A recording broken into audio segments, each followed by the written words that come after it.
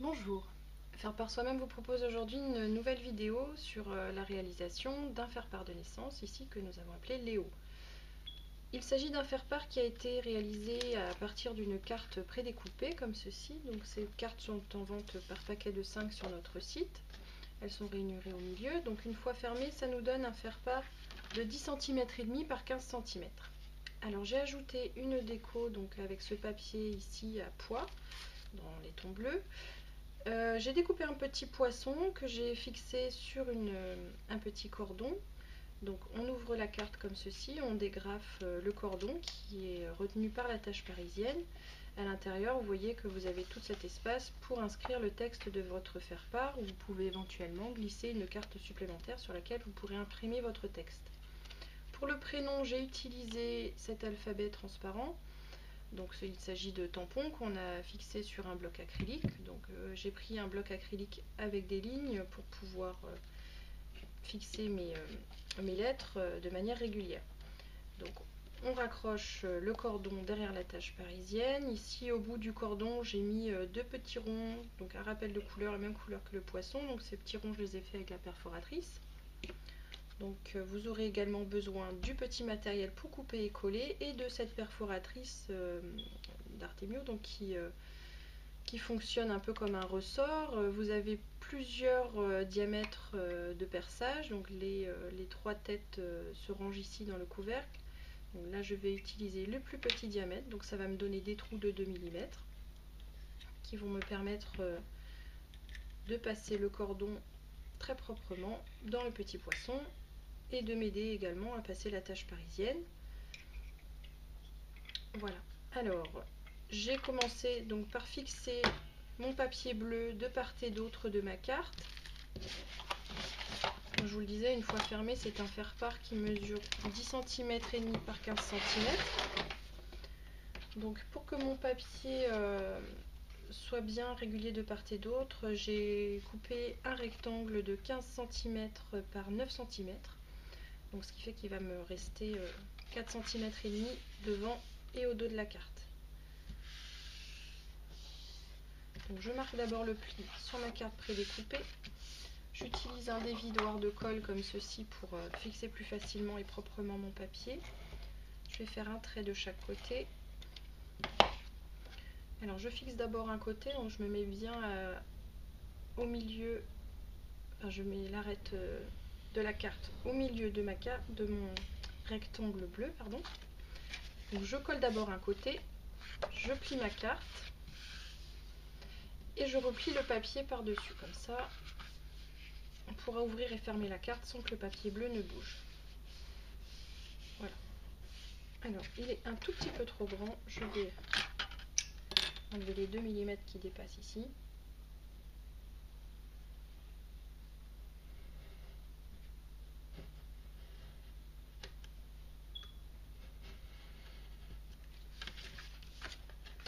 Voilà, je vais maintenant m'occuper de découper le petit poisson. Alors vous pouvez tracer un gabarit qui va vous servir pour tous vos petits poissons. Donc on dessine d'abord une petite forme au dos du papier.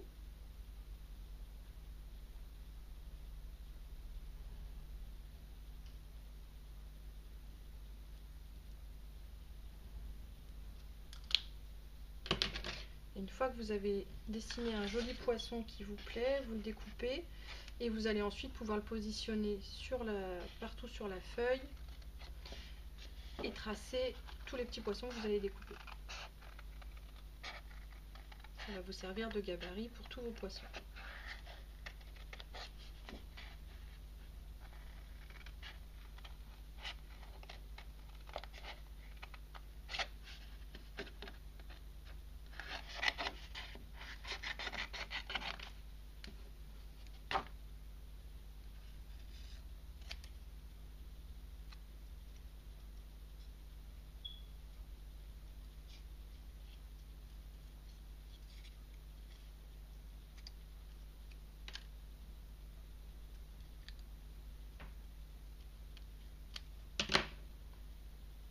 Voilà, donc ce poisson pourrait me servir comme gabarit.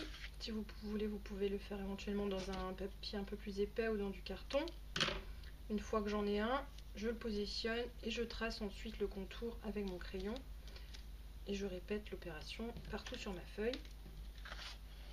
Voilà donc mon petit poisson. C'est maintenant que j'utilise la perforatrice. Donc j'ai choisi le trou de 2 mm. Je vais faire un trou au niveau de la queue.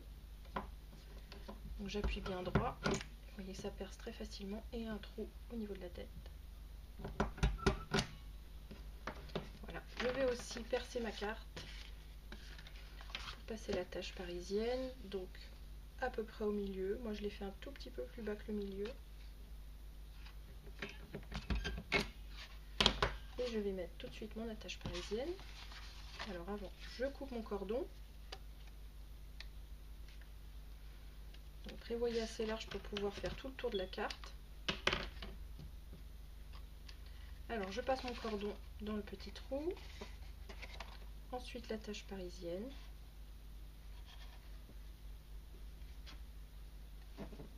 Hop. Et ici je fixe le ruban avec les deux pattes de l'attache. Et je coupe ce qui dépasse. Voilà. Ensuite donc je passe mon petit poisson dans le cordon. Où est-il? Là.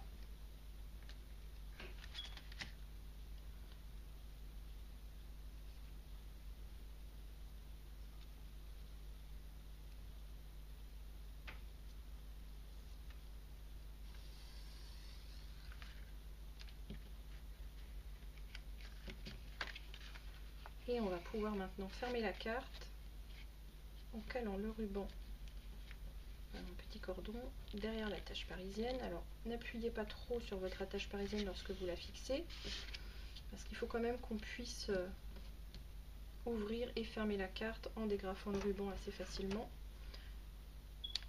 Et je vais maintenant fixer mes deux petits ronds que je vais faire toujours dans ce papier rouge cajun. J'utilise les petits points de colle Glue Dot.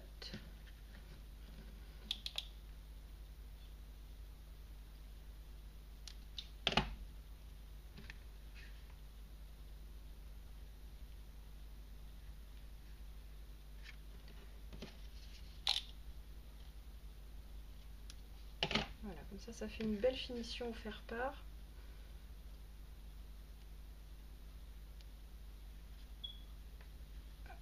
Et un petit rappel de couleur. Alors il me reste simplement à tamponner le prénom. Donc je prends mon bloc acrylique, j'ai mon alphabet, je vais placer les lettres en miroir. Donc ce bloc est gradué, ce qui permet d'aller droit.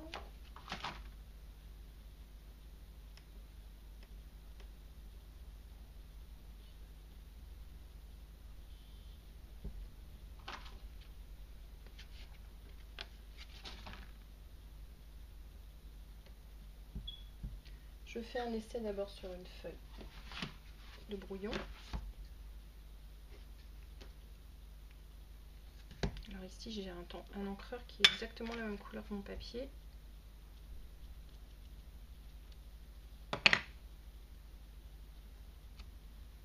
Voilà, mes lettres sont bien droites, je peux y aller sur le faire-part.